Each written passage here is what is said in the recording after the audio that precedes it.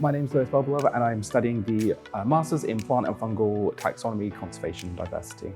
I chose to study that program because it's the only program in England which actually gives you the chance to study that combination of subjects, particularly the fungal side, which there's no other master's program in England that offers it.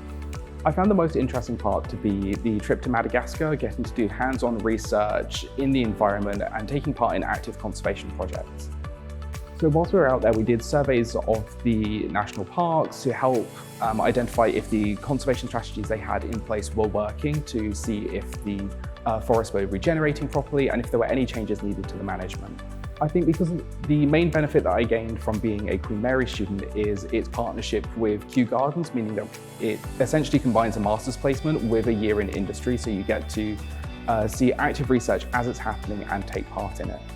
So at Kew Gardens, you get to study a broad variety of topics with the specialists there. So you get to access specialist resources such as the herbarium, the fungarium, as well as the specialist scientific equipment that they have there. For example, they have a machine called a NMR machine, which most Russell Group universities share one between them, whereas Kew has its own dedicated one on site. So you really do get to access specialist opportunities.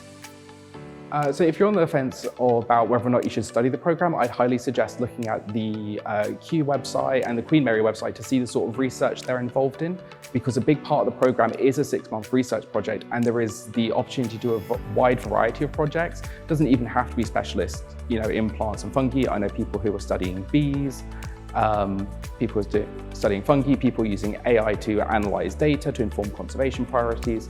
So I would definitely say look at what academics are available and see if their research aligns with your interests, because you'll be studying that project for a long time.